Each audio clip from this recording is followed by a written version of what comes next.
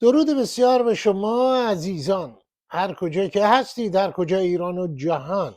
درود به همبستگی ملی و تاریخی ایرانیان، اونچه که ایرانیان در دیماه نشون دادند و در ادامه اون در 14 فوریه در خارج کشور بی سابقه است. بی سابقه است در تاریخ ایران. در این 47 سال بی سابقه است.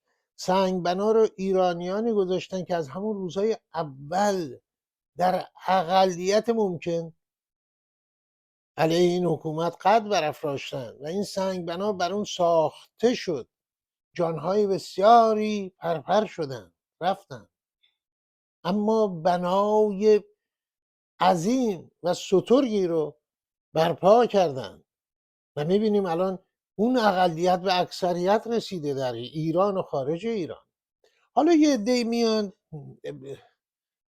و سعی میکنن اینو تقلیل بدن. مثلا میبینیم که عنوانهای در این تلویزیونهای دولتی مثل صدای آمریکا، جای دیگه مثلا که تجمع مونیخ یک پارچگی یا چند پارچگی همچین چیزایی. خود اصل قضیه مطرح نیست که یک تجمع همبستگی است، با تورنتو هست، با ونکوور هست، با شهرهای دیگه، با استرالیا و با مردم ایران. هی به دنبال اینا رفتن و یک عده ایران این ور اونور هی آوردن در این تلویزیون های مختلف، از صدای آمریکا، بی بی سی، بخشای فارسی، و حرفایی رو زدن که 100 تا یک غاز هم که چه عرض کنم، 100 تا نیم غاز هم دیگه ارزش نداره. و اولش باید هی پرسید اینا کی هستن اصلا دارن یه همچی حرفایی رو میزنن، نماینده چه چیزی هستن. هر انسانی عقایدش میتونه محترم باشه به شکلی که عقاید ناشی از بیماری های کینه توزانه و رسوبات بیمارگونه ای نباشه، میتونه محترم باشه، بحثی نیست هر نوع مخالفتی. ولی اینکه آدم میاد و با تجمعاتی که مثلا صدها هزار نفر در شرکت کردن اینا رو بی اهمیت بدونه و مثلا بگی که خیر باید با نخبگان وارد گفتگو بشید و اون نخبگان که خود ما که داریم الان میگیم با نخبگان گفتگو کنید و اینا، خب این یه نوع بیماری است. بگذاریم. به هر حال رویداد بسیار مهمی است و اگر هر کسی مسئلهش ایران، پس گرفتن ایرانی میاد در جمع، میاد با همه همراه میشه، همراه میشن. این ترهاتی هم که گفته میشه که وقتی یک نفر رو صدا میکنن و از بالای سر خبرگان و اینها و نخبگان و اینها عرض کنم با مردم صحبت میکنن، این از درونش فاشیسم بیرون میاد، این باید بنداخت دور. گفتم اینو دربارش صحبت کردیم. دیدم یکی از عزیزان بیننده علی عزیز نوشته بود نخبک، چون این کلمه نخبای کوچولوتر رو که هابرماس مابرماس رو زیاد بلد نیستن، یه چیزای دیگه رو بلدن، شریعتی مریعتی اینا رو. به هر حال نخبک، علی عزیز ممنون هستم. اینا رو باید ریخت دور. الان رویدادی که هست این هستش که یک ملتی تصمیم گرفته مملکتش رو نجات بده، به سطوح اومدن، نسل جدید به سطوح اومده، هیچ نقشی در این اوضاع احوال نداشته، آمدن دست در دست هم با از جان گذشتگی به معنی واقعیش این همه کشتن، کودک کشتن، کودکان عزیز ما رو کشتن. خب اگه کسی مسئلهش ایرانه، خب باید کمک کنه به این روند، به این مسیر، به این جریان.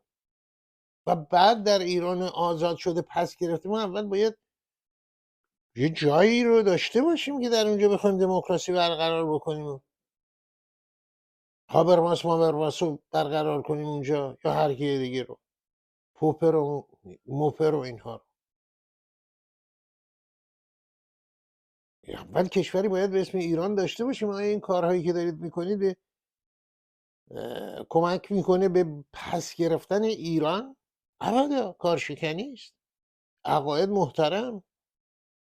آخه ببینید، حرف من همینه که اتفاقا از اون ورد یه به اصطلاح نتیجه بگیرید.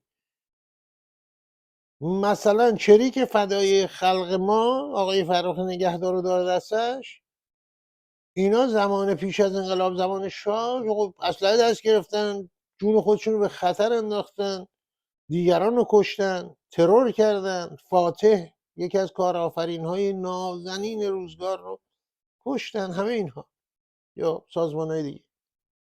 خب الان این آقای نگهدار از این بابت خوب تشخیص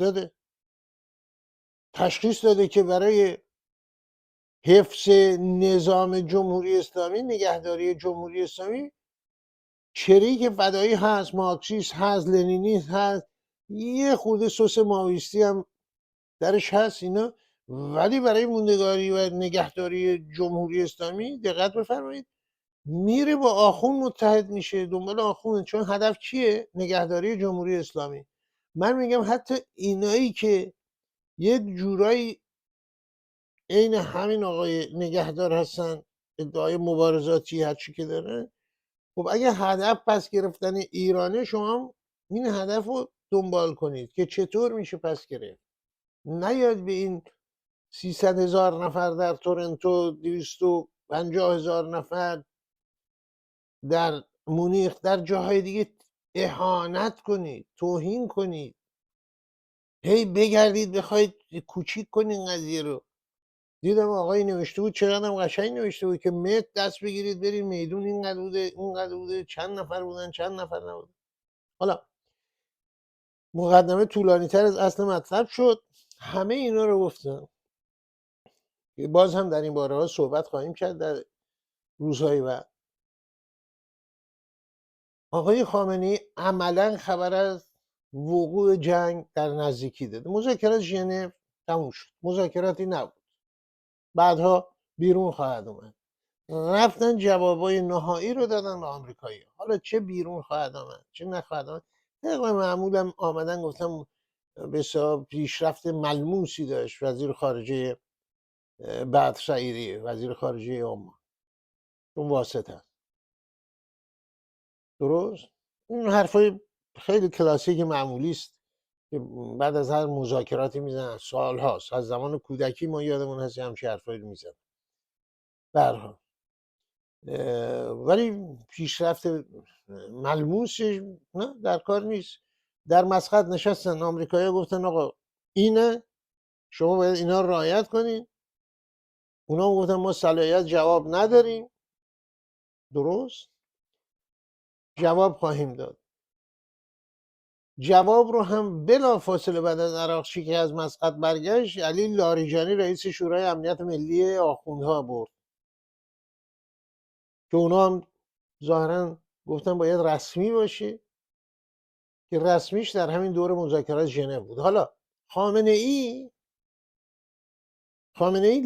ببینید کار تحلیل سیاسی همینه که از میون گفته ها، خلاصش اینه وقتی به تحلیل صحبت های کسی میرسیم، خلاصه تحلیل سیاسی در مورد حرفای یه بابایی اینه که از میون گفته ها ناگفته ها رو بتونید پیدا کنید،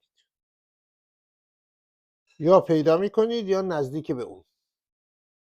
یعنی حرفای امروز خامنه ای که اون بخشش که آمده که دیگه از پریشان احوالی مطلق هست، که یک عده‌ای آمدن در عرض کنم خدمتتون از خارج اومدن بردن تعلیم دادن و فرستادن داخل، کشتن مثلا بسیجی ها رو، نیروهای مسلح ما رو، فلان فلان اینا. ولی اونایی هم که کشته شدن فرزندان ما هستن. یعنی وقاحت و بیشرمی رو رها کنین. این دو کلمه معصوم در جمهوری اسلامی، چون وقاحت دیگه کیلومتر عقب مونده از اون چی که آخوند در این 47 ساله ارائه داده. بیشرمی که اصلا رها کنید. من ادبیات دیگه هم سراغ ندارم، هر چی هم دنبالش هستم یه کلمات پیدا کنم که این بیشرمی در این حد و وقاحت در این حد رو بگه، نمیدونم، پیدا نکردم. اگه پیدا کردید به ما لطف کنید بگید. ببینید حالا اونش هیچ، اونا هیچ، اون حرفایی که زده. میرسیم به جنگ که بله، یعنی آخونده نشسته اونجا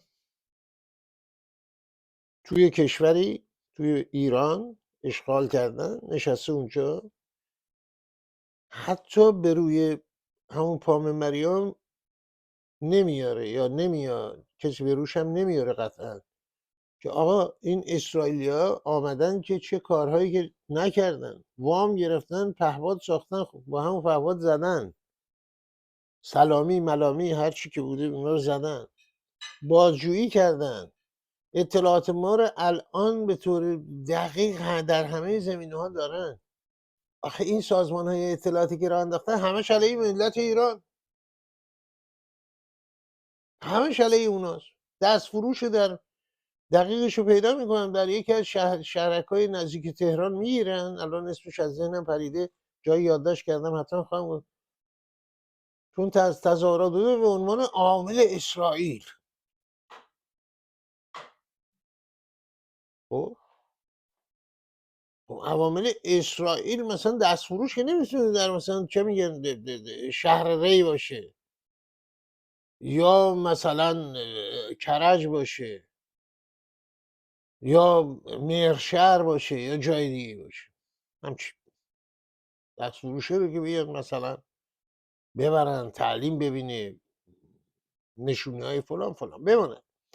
آمده و گفته که اینا ناو جنگی، چون خبرم رسیده دیگه به تهران که دیگه ناو جرالفورد هم راهی منطقه شده، آمده گفت بله البته ناو جنگی بسیار قدرت داره ولی سلاح برتری هم هست که میتونه اون ناو جنگی رو ببره قعر دریا. یعنی انگار تو مسجد آسید عباس مثلا در قلحک مثلا فرض کنید، یا میدون شوش داره صحبت میکنه، پامنبریام همونا، که مثلا ما یه سلاحی داریم که مثلا ناو لینکلن و جرالفورد و اینا رو میبره به قعر دریا. ببینید نومیدن. اخبار من تایید نمیکنه ولی در فضای هلوش عرض کنم خدمتون سیاسی مربوط به ایران و مذاکرات این هستش که اینا همه پیام ها رو دادن، همه پیام ها رو دادن از طریق قطر، مسقط، مستقیم، از طریق لابیشون در اینجا در کشورهای اروپایی به آمریکایی رسوندن که آقا ما حاضریم این سیدعلی رو برای رفسنجانی رفت، اون احمد خمینی رفت، پروار معروف، این هم سرش زیر آب کنیم، خاتمی ماتمی یه سری از اینا رو بیاریم. به این نتیجه رسیدن که فایده ای نداره، این بساط باید جمع بشه. تا اینجا اینه، تا اینجای قضیه این هست و این رو شما میتونید در صحبت‌های نگفته خامنه‌ای پیدا کنید. از بیش از 4 بار اظهار ندامت که نه، اظهار این که اونایی هم که کشته شدن فرزندان ما هستن، بقیه هم که فریب خوردن، یه عده معدودی رو هم دشمن برده تعلیم داده، یعنی یکی به نعل 4 تا به میخ و بالعکس. صحبت‌هایی از روی ذلیل بودن هست درش. میدونم حوصله ندارید و نخواهید خون، من به طور خلاصی که خدمتتون گفتم همین بود. صحبت ها نشون دهنده این نیستش که چون اینا اگر به جواب دلخواهی رسیده بودن در مذاکرات ژنو، الان علی خامنه‌ای جور دیگه ای صحبت میکرد. چه جور صحبت میکرد؟ سابقه نشون داده توپ و تشرش نسبت به ملت بیشتر میشد، همونطور که در جنبش های قبلی شد. وقتی از جانب دولت وقت آمریکا خیالشون راحت شد اوباما یا با اونا، یعنی اوباما، دولت اوباما با مردم ایران نخواهد بود، اینو مطمئن شدن، ده بزن و شروع کردن تشر و داد و قال و اینا علیه ملت. الان چون مطمئن نیستن. اینا هم فرزندان ما هستن، اینا هم بچه های ما بودن، فریب خوردن، فلان کردن.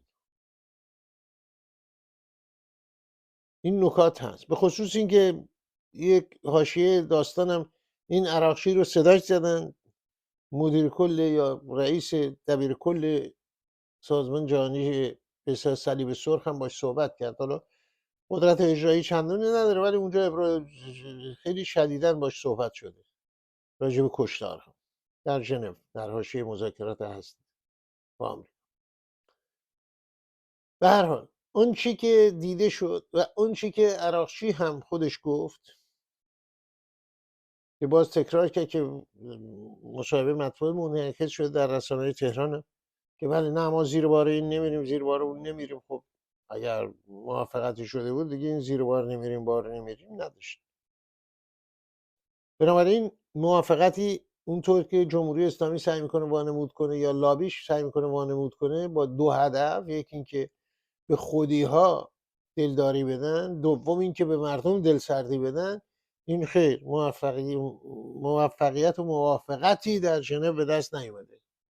در صحبت های خامنه ای، عراقچی، لحن خامنه ای، لحن عراقچی و رسانه های منطقه‌ای که حرفای خیلی کلیشه‌وار همیشگی رو زدن. چون اگه موافقت و موفقیتی وجود داشت با صدای بلندتر و کلمات و ادبیات بسیار مشعشعانه‌ای بیان میشد که بالاخره مبارک بادا به توافق رسیدن.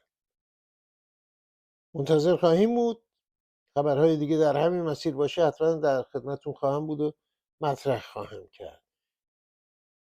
ملت ایران در میدون سیاست بین المللی نقش اساسی رو الان پیدا کرده. حرفی که من سالهاست زدم که مردم ایران در همبستگی ملی میتونن روی سیاست های دولت های آمریکا، اروپا و هر کشوری که در منطقه صاحب نفوذه اثرگذار باشن و الان خجسته باد بر ملت ایران، بر دلهای خونین پدران و مادران و ایرانیانی که کسانشون از بین رفت، اما خجسته باد این پیروزی ملت ایران، حضور قدرتمندش در تصمیم گیری های مذاکرات پشت پرده، پیش پرده، در حمام، نمیدونم هر جایی که دارن ما هم دیگه این با جمهوری اسلامی دیگه نمیشه به راحتی پیشتر زد و بند کرد، مماشات کرد، حمایت کرد. و این رو تاریخ ایران مدیون ملت ایران، نسل های گوناگونی که در تظاهرات مختلف در داخل ایران و خارج ایران شرکت کرد. خجسته باد بر ایران، روزگار خوش خواهد آمد، بی تردید.